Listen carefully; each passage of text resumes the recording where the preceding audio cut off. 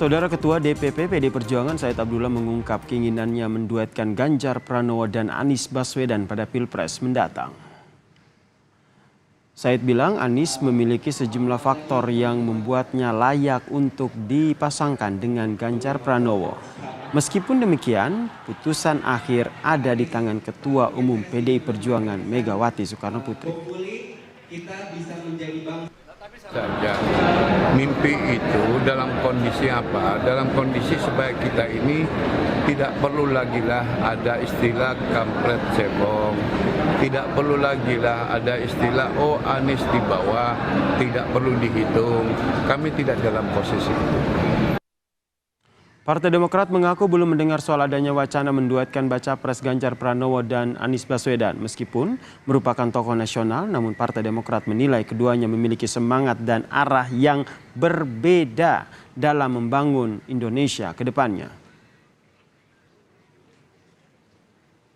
Mas Anies, Mas Ganjar, juga Mas Ahaye, ini kan merupakan tokoh-tokoh nasional yang sangatlah layak dan pantas menjadi pemimpin di negeri ini ke depannya.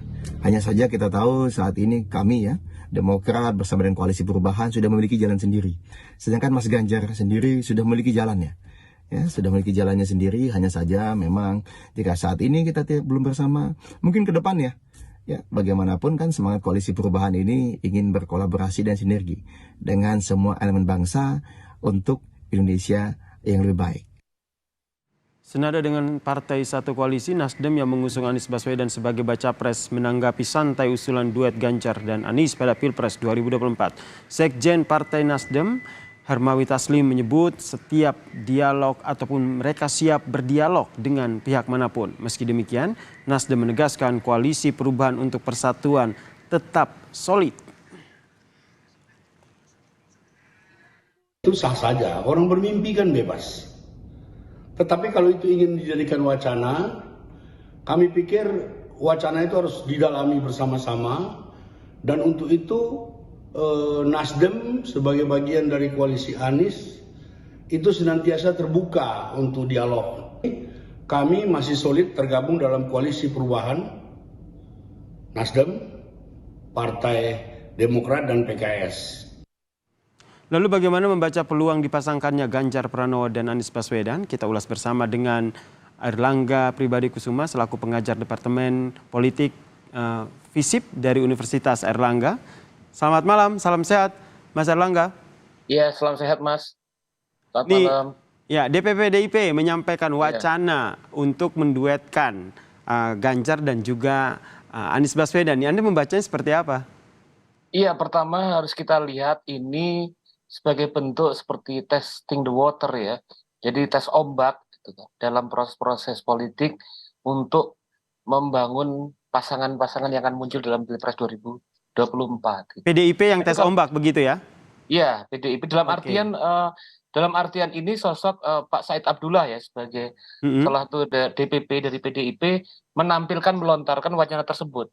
Nah, tapi yang sebetulnya menarik kalau kita lihat adalah dari statementnya itu sepertinya bisa kita melihat bahwa ini merupakan terobosan politik, gitu kan? Terobosan politik dari salah seorang figur dari DPP PDIP, karena kalau kita melihat dukungan terhadap Pak Ganjar dengan dukungan terhadap Pak Anies ini kan dua hal yang berbeda. Apabila kemudian berhasil disatukan, maka itu akan menjadi kekuatan yang signifikan. Tapi hal itu kemudian memunculkan juga persoalan dalam prosesnya, gitu. Justru karena kemudian kita melihat bahwa kedua pendukung tersebut itu bukan saja berbeda, tapi seringkali kita melihat militansinya saling berkontradiksi satu sama lain. Sehingga mencoba untuk menghubungkan dan mensinergikan pemilih-pemilih dan pendukung-pendukung dari Pak Ganjar dan Pak Anies itu bukan suatu hal yang mudah. Gitu. Artinya bahwa proses yang untuk mencoba untuk menyinergiskan dua hal tersebut bisa jadi memakan jangka waktu yang cukup lama. Jadi bisa jadi dalam proses kampanye maka kemudian pasangan ini harus sibuk dengan menghadapi persoalan internal tersebut. Gitu. Nah itu tantangannya kalau Keduanya akhirnya bisa bersatu begitu atau dipasangkan begitu. Ya, Nah, untuk Anda bilang dipasangkan. tadi cek ombak begitu, akhirnya ombak tersebut akhirnya direspons juga begitu oleh Partai Demokrat, kemudian dari Nasdem juga, bahkan PKS juga akhirnya angkat suara begitu. Anda melihatnya apakah ini sudah berhasil cek ombak yang dilakukan PDIP ini? Berhasil dalam konteks kemudian memunculkan respon gitu. Karena kemudian statement itu kan seperti out of the box ya. Artinya satu hal yang selama ini tidak terbayangkan, tidak terpikirkan dalam konstelasi politik tiba-tiba ditampilkan dalam statement tersebut gitu. Baik, ini terkait dengan responnya nih Mas Erlangga. Saya ajak Mas Erlangga dan juga pemirsa Kompas TV untuk mendengarkan respons dari Partai Keadilan Sejahtera terkait dengan wacana ataupun isu dari PDIP yang ingin menduetkan Ganjar dan juga Anies. Wow, ini kalau Ganjar dan Anies bisa ganas ini kan. Tapi semua itu kan bahagian dari komunikasi politik ya. Membuat isu ya, kemudian berkomunikasi, bertemu, itu kan bahagian dari penjajakan untuk menemukan dan mempertemukan kepentingan-kepentingan yang dimiliki oleh masing-masing partai politik. Itu suatu hal yang biasa ketika ada isu terkait dengan Ganjar Anies atau Anies Ganjar atau kemudian juga Anies Puan atau kemudian Ganjar Caimin dan lain sebagainya. Jadi masih bisa ditolerir lah apa yang dilakukan oleh partai-partai politik ketika mereka mengemas sebuah isi, toh juga belum ada hitam di atas putih kan, jadi semuanya masih terbuka lebar. Ini kalau dari PKS sendiri bilang bisa jadi duet ganas begitu, Ganjar Anies, ganas dalam tanda kutip. Anda melihatnya dari PDIP sendiri ini tendensinya itu lebih kepada untuk cek ombak atau ingin menggoyang koalisi perubahan?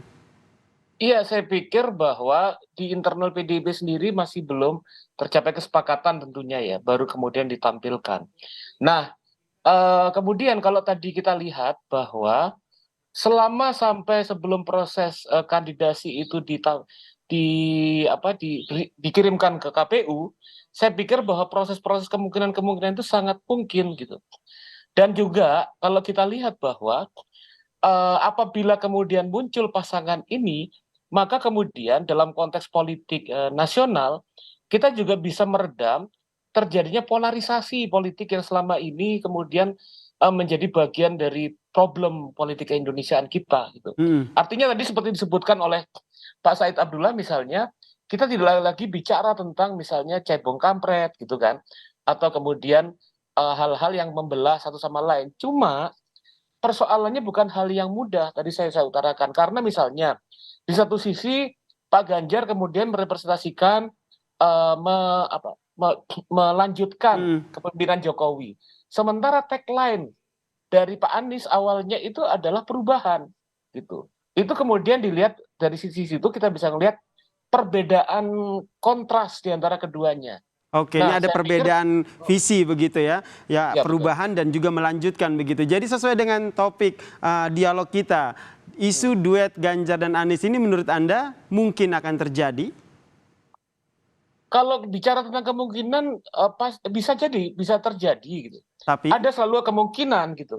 Tapi bukan hal yang mudah. Artinya misalnya kalau kita ngelihat respon-respon yang kemudian dari partai-partai yang hendak mengusung Mas Anies itu kan beragam dan kemudian ada kecenderungan resistance.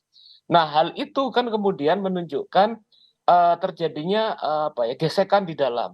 Tapi juga kemudian kita melihat bahwa dalam kalkulasi politik, kalau misalnya dari beberapa survei yang muncul misalnya, dari kubu Mas Anies, itu kan kemudian dilihat beberapa waktu terakhir ini kan berada pada posisi nomor 3.